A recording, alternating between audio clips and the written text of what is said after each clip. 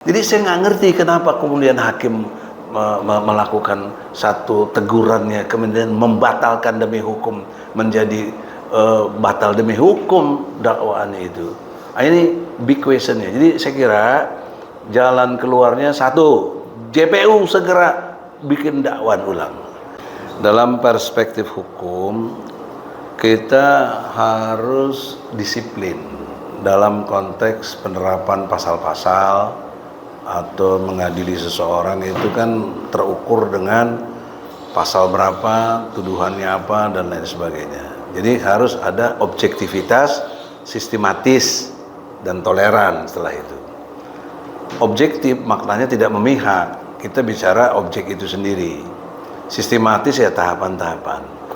Nah, saya melihat peristiwa sekarang ini ada lompatan logika yang terjadi, seolah-olah dengan putusan sela ini muncullah euforia karena dianggap kasus ditutup, kasus dihentikan.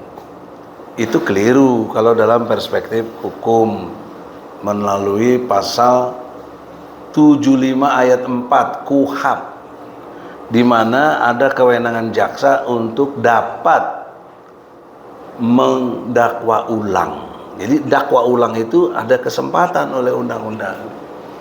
Dan ini merujuk kepada putusan Mahkamah Konstitusi nomor 28 PUU 20 Romawi dan tahun 2022. Itu memungkinkan juga untuk dilakukan dakwaan ulang.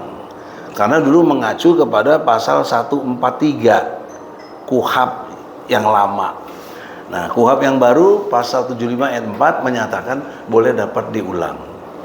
Tapi persoalannya di waktu 1 minggu. Nah, saya duga dengan keras kalau jaksa penuntut umum tidak lakukan dakwaan ulang terhadap putusan sela ini, diduga ada permainan yang menyesatkan gitu loh. Kan nggak mungkin. Kenapa? Karena di pasal 75 ayat 2-nya itu dakwaan itu satu, mesti cermat, lengkap, dan jelas. Ini kenapa kok hakim jadi menyimpulkan obskur libel, jadi nggak jelas? Nah, apakah ada kesengajaan membuat sesuatu menjadi tidak jelas, tidak lengkap? Padahal udah diajarkan betul oleh KUHP harus seperti itu. Kalau dulu itu di pasal 143, kalau sekarang di pasal 75 ayat 2 gitu loh KUHP. Jadi poin pentingnya kita lihat nih seminggu ini. Saya harap JPU harus segera bikin dakwaan ulang. Nah, yang buat hakim tidak bermaksud saya mengajari, tapi kenapa tidak diingatkan jaksa harus dapat peluang hukumnya untuk melakukan dakwaan ulang. Nah, itu. Dan juga kepada teman-teman, sepertinya mereka tidak paham gitu loh, atau tidak mengerti saya. Kok euforia seolah-olah kasusnya menang dan langsung hal-hal yang bersyukur itu, syukur sih wajib, bagus kita mensyukuri sesuatu. Tapi ini belum akhir, belum. Masih ada peluang dari jaksa untuk dakwaan yang diulang gitu loh. Jadi saya kira polisi telah sempurna dalam perspektif undang-undang karena sudah melalui proses P19. Kalau sudah P19 kemudian dialirkan menjadi P21, itu relatif sempurna. Jadi saya nggak ngerti kenapa kemudian hakim melakukan satu tegurannya, kemudian membatalkan demi hukum, menjadi batal demi hukum dakwaannya itu. Nah, ini big questionnya. Jadi saya kira jalan keluarnya satu, JPU segera bikin dakwaan ulang. Polisi tanya kepada JPU, kenapa ini terjadi? Apakah karena pengaruh gesekan seteru antara jaksa dan polisi ini lagi berseteru? Kayak masih ada imbasannya dari kemarin kasusnya si Febri? Bisa jadi. Karena semuanya itu kan berkaitan. Ya. Dan jeleknya di Indonesia ini, penegakan hukum tidak murni. Selalu ada pengaruh politik yang mempengaruhinya. Jadi sehingga keadilan jauh dirasakan. Saya kira begitu poin pentingnya. Penuntut umum batal demi hukum dikabulkan, oleh karena itu materi perlawanan yang lain tidak perlu dipertimbangkan lagi. Menimbang bahwa oleh karena perlawanan advokat terdakwa diterima, maka pemeriksaan perkara ini tidak dapat dilanjutkan. Menimbang bahwa oleh karena tidak dapat dilanjutkan, maka berkas perkara atas nama terdakwa Fauzia Tiasuma beserta seluruh barang bukti harus dikembalikan kepada penuntut umum. Menimbang bahwa oleh karena perlawanan tim advokat terdakwa diterima, maka segala biaya yang timbul dalam perkara ini dibebankan seluruhnya kepada negara. Memperhatikan ketentuan pasal 75 ayat 2 huruf B, ayat 3 dan pasal 206 ayat 1 Undang-Undang Nomor 20 Tahun 2025 tentang Kitab Undang-Undang Hukum Acara Pidana serta peraturan perundang-undangan lain yang bersangkutan, mengadili, menyatakan perlawanan dari tim advokat terdakwa tersebut diterima.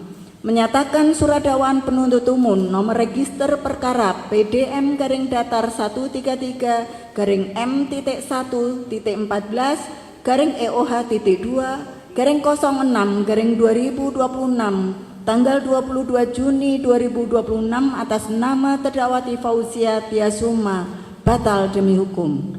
Memerintahkan pengembalian berkas perkara ini kepada penuntut umum, membebankan biaya perkara kepada negara. Demikian diputuskan dalam sidang permusyawaratan Majelis Hakim Pengadilan Negeri Jakarta Timur pada hari Jumat tanggal 17 Juli 2026 oleh Christina Indarwati SHMH sebagai Hakim Ketua, Rudi Rafli Siregar SHMH, Matilda Kristina Katarina SHMH masing-masing sebagai Hakim Anggota, yang diucapkan dalam sidang terbuka untuk umum pada hari Kamis tanggal 23 Juli 2026 oleh Hakim Ketua dengan didampingi Hakim Anggota tersebut dibantu oleh Erni Esa dan kawan-kawan panitera pengganti pada Pengadilan Negeri Jakarta Timur serta dihadiri oleh tim dari penuntut umum dan terdakwa dengan didampingi tim advokat terdakwa. Demikian putusan yang diambil oleh majelis atas perlawanan dari terdakwa melalui tim advokatnya. Kepada penuntut umum bisa menggunakan ketentuan pasal 206 ayat 4 untuk melakukan perlawanan atau akan menggunakan pasal 75 ayat 4 KUHP. Demikian terdakwa ya. Telah selesai pembacaan putusan, dengan demikian sidang selesai dan ditutup. Hadirin dimohon berdiri, majelis hakim bersiap memindahkan ruang sidang.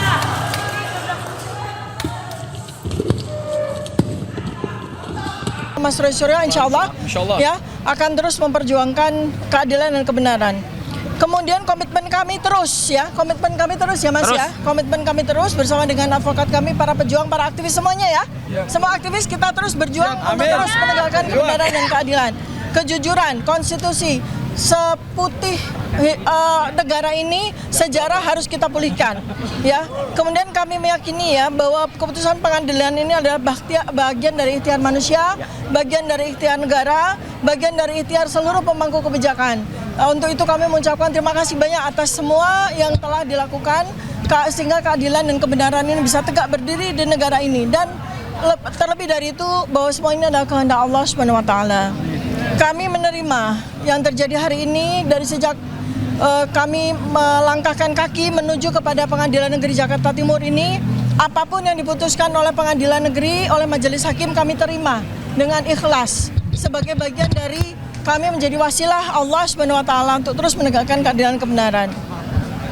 Dan seluruh rakyat Indonesia, percayalah bahwa keputusan dari Majelis Hakim pada hari ini untuk menerima eksepsi kami tidak menyurutkan langkah saya, tidak menyurutkan langkah kami untuk terus memperjuangkan kebenaran, terutama terkait dengan persoalan yang selama ini sudah menjadi beban bagi seluruh bangsa Indonesia terkait dengan otentitas dari ijazah yang selama ini menjadi polemik. Sehingga apa? Sehingga ke depan kita tidak perlu harus menemui persoalan ini lagi pada presiden-presiden maupun pejabat-pejabat berikutnya. Terima kasih. Assalamualaikum warahmatullahi wabarakatuh. Akan dilanjutkan. Baiklah, saya lanjutkan. Ya kan? Kami berterima kasih pada teman-teman wartawan yang selama ini mengikuti dan mengawal kami sampai putusan akhir ini. Ya, memang semua itu ada skenario Allah. Kami sudah siap dengan putusan-putusan. Baik itu diterima maupun ditolak, kami sudah siap. Tapi faktanya dengan perjuangan kami, dengan pembelaan kami, eksepsi kami atau perlawanan kami yang luar biasa, akhirnya majelis hakim sepakat dengan apa isi dari perlawanan kami. Dan kami berterima kasih atas nama tim advokat Dr. Tifa. Iya, memang kami tadinya mengejar-ngejar bukti, bukan bukti, daftar bukti dan daftar saksi dari pihak BAP. Nah, karena sudah diputuskan seperti ini, maka kami tidak akan menuntut lagi dan kami berterima kasih. Semua itu adalah skenario Allah Subhanahu wa taala. Yang lain? Saya akan lanjut sedikit ya.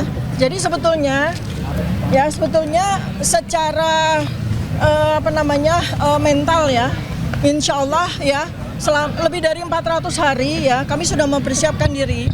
Terutama ketika Polda Metro Jaya menyatakan bahwa ada 709 dokumen. Ya, kami sudah riset 709 dokumen ini. Ya, dan dengan senang hati apabila memang sidang ini akan berlanjut, artinya eksepsi kami ditolak, kami akan siap ya, kami akan siap untuk menyampaikan hasil investigasi kami selama setahun ini terkait dengan 709 dokumen ya. Dan kemudian juga kami juga mendapatkan sebuah kekuatan juga ya, penguatan ya, bahwa ada sebuah bukti yang tidak bisa ditolak ya. Ada sebuah bukti yang tidak bisa ditolak bahwa sarjana kehutanan Universitas Gadjah Mada lulus tahun 1985 itu harus memiliki dokumen seperti ini ya, yaitu transkrip nilai lengkap ya, SKS berjumlah 161 ya. Kemudian transkrip nilai tersebut ditandatangani secara lengkap oleh dekan, oleh pembantu dekan 1. Ini adalah bukti yang tidak bisa dibantah dan apabila ya, dan ini adalah bocoran dari sebagian 709 dokumen. Ya, 709 dokumen ada transkrip nilai ya yang tidak sesuai dengan transkrip nilai asli ini. Dan ini sulit sekali akan dipertahankan ya. Jadi inilah yang salah satunya sudah kami persiapkan. Dan satu lagi, kami juga sudah mendapatkan bukti yang jelas tidak bisa dibantah ya, bahwa sarjana kehutanan Universitas Gadjah Mada yang lulus tahun 1985 ya, tidak usah harus melihat apapun artefak yang ada pada ijazah, cukup melihat satu saja artefak yang tidak bisa dibantah, yaitu bahwa ijazah sarjana kehutanan UGM tahun 1985 itu 1985 itu materinya warnanya merah ya, materinya warna merah dengan nilai Rp500 dan itu dan bukan hijau, nilainya ya, 100. Nilainya 100. Ijazah yang menggunakan materi hijau dengan nilai Rp100 itu adalah ijazah sarjana muda. Ya, baik, dilanjutkan oleh Pak. Oke, ya. Saudara-saudara sekalian, apa makna dari putusan pengadilan tadi? Yang pertama ini adalah kemenangan due process of law. Hakim dengan cermat menjalankan proses due process of law dengan sebaik-baiknya. Artinya apa? Hukum acara pidana betul-betul diterapkan dengan rigid. Ya, kita hormat kepada keberanian hakim melaksanakan hukum acara pidana dengan sebaik-baiknya.